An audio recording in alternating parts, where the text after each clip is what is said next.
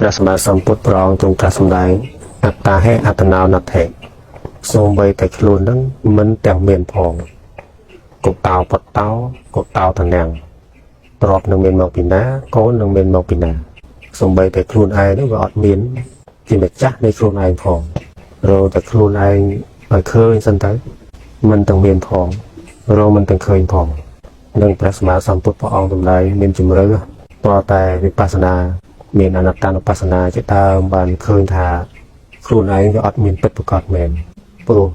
អត្តភាពហ្នឹងវាមិនមែនតែយើងរក្សាវាអាស្រ័យកុសលកុសលកម្មតាមកុសលអកុសលនោះវាសាងឡើងជាទួយបាក់អញ្ចឹងយើងអត់អ្នកបង្កើតនៅរូបខណ្ឌជាដើមនោះទេយើងក៏អត់អាចការពាររារាំងឲ្យខណ្ឌហ្នឹងមានរូបខណ្ឌជាដើមហ្នឹងឲ្យនៅក្នុងអំណាចយើងក៏អត់វាត្រូវប្រែប្រួលទៅបែកធ្លាយទៅអស់ទៅសូន្យទៅកើតឡើងហើយតាំងនៅហើយក៏បែកធ្លាយទៅចឹងយើងនឹងវាអត់ទាំងមានផងតើឲ្យមានកូនយើងមកពីណាមានទ្រព្យនោះមកពីណានឹងគ្រាន់តែជាការសន្មត់តែដោយបរមត្តវាអត់មានកូនវាអត់មានទ្រព្យមានប្រពន្ធមានស្វាមីមានបិតាបិតាញាតិសាលោហិតណាទេនឹងគ្រាន់តែជាបញ្ញត្តិហើយសន្មត់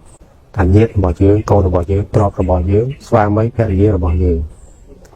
ដល់តែមករកខ្លួនឯងទៅវាអត់ទំមានខ្លួនឯងផងនឹងបើសំដែងវាអត់ទំមានខ្លួនឯងផងចឹងទៅអ្វីអតីតទៀតមិនចាំបាច់និយាយទេបើខ្លួនឯងវាអត់ទំមានផងតែមានអ្វីដែលជារបស់ខ្លួនទៀតអត់មានចឹងការដែលសិក្សាពិចារណាឃើញចេះច្បាស់ក្នុងតួនៃអត្តានោះវាអត់មានចឹងការស្ទុះស្ទាទៅការស្វែងរកអ្វីដើម្បីខ្លួននោះវាក៏បន្ថយរហូតដល់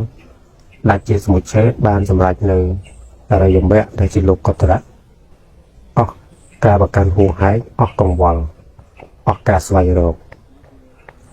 ហើយយើងមើលមនុស្សយើងសពថ្ងៃមកអំពីអត់បានដឹងថាខ្លួនឯងនោះវាអត់ទំមានទេអវិជ្ជាដែលមិនបានឃើញនៅសច្ចធម៌មិនបានឃើញនៅការពិតហ្នឹងក៏វាស្ទុះស្ទាទៅដើម្បីថាឲ្យខ្លួនឯងនឹងបាននេះបាននោះខំរកនេះរកនោះដើម្បីការពារខ្លួនស្ទុះស្ទាទៅដោយអំណាចនៃសក្កាយតិដ្ឋិ